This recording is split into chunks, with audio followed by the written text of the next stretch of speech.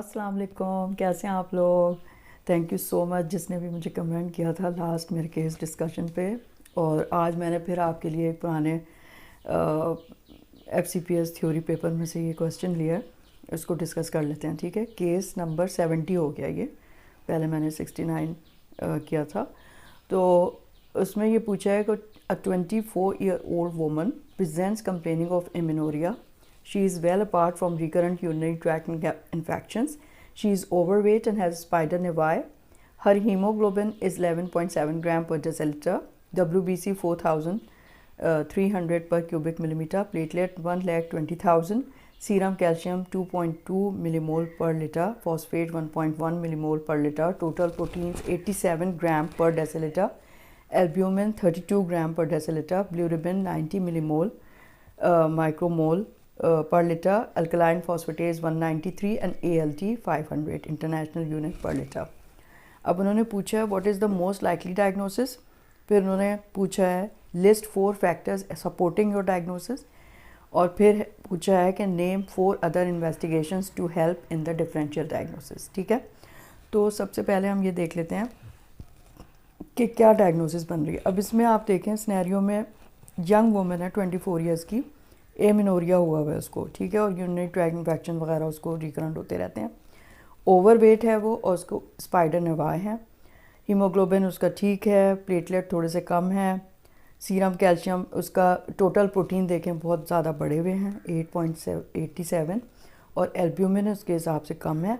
Blue ribbon बढ़ा हुआ है, अल्कलाइन फॉस्फेटेज सही है और ALT मॉडरेटली इंक्रीज है यानी कि 500। ठीक है, तो मोस्ट लाइकली डायग्नोसिस इस बेसिस पे कि यंग वुमेन है तो ऑटो इम्यून हेपेटाइटिस मैंने इसकी डायग्नोसिस बनाई है। कैसे कि it affects young to middle aged women.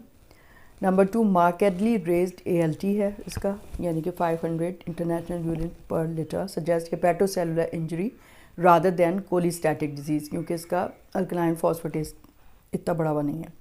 Hyper gamma ग्लोबुलिनीमिया है इसको। हाई टोटल प्रोटीन्स हैं 87 gram per decilitre with low albumin 32। It is characteristic of auto immune hepatitis. फिर 4 में स्टिग्मेटा है क्रॉनिक लिवर डिजीज़, इसको स्पाइडर नेवाई है, इसको amenorrhoea हुआ है। फिर नंबर 5 साइटोपिनियास हैं, बॉर्डर लाइन प्लेटलेट्स हैं यानी कि 1,20,000। It suggest hypersplenism, portal hypertension. फिर है एलिवेटेड बिलिरुबिन, ठीक है, with moderate increase in ALT यानी कि 500 इंडिकेट्स हेपेटोसेलुलर इंजरी। तो आपकी डायग्नोसिस ये बन गई कि रेज्ड इसके हाइपर गैमा ग्लोबुलिनीमिया है इसको। ठीक है, अब अदर इन्वेस्टिगेशन उन्होंने पूछा है to help in differential diagnosis. तो अब डिफरेंशियल डायग्नोसिस में ज़ाहिर बात है कि वायरल हेपेटाइटिस रखेंगे आप। ठीक है, ऑटो इम्यून हेपेटाइटिस अगर आपने रखा है तो वायरल हेपेटाइटिस, विल्सन डिजीज़, ये इसकी चीज़ें आप करवाएंगे। तो ऑटो इम्यून हेपेटाइटिस के लिए आप ANA, ASMA, anti-LKM, liver kidney muscle antibody, serum IgG levels. Viral hepatitis के लिए आप hepatitis B surface antigen, anti-HBC, anti-HCV ये कराएंगे। विल्सन्स डिजीज़ प्रोफाइल भेज देंगे, serum caeruloplasmin level, 24 hour urinary copper और slit lamp examination for presence of case of flasher rings. Imaging, ठीक है, एब्डोमिनल अल्ट्रासाउंड कराइए तो लिवर का टेक्सचर, स्प्लीनोमेगैली, पोर्टल हाइपरटेंशन ये आपको मिल जाएगा। और इसकी final diagnosis liver biopsy to observe the grade and stage of the disease, interface hepatitis typical. ठीक है, तो क्रॉनिक लिवर डिजीज़ हुआ है इसको। अब उसमें आपने डिफरेंशियल सारी क्रॉनिक लिवर डिजीज़ में आप लिख दें भाई viral hepatitis, Wilson disease, haemochromatosis, जो भी आप चाह रहे हैं तो उसकी इन्वेस्टिगेशन लिख दीजिए।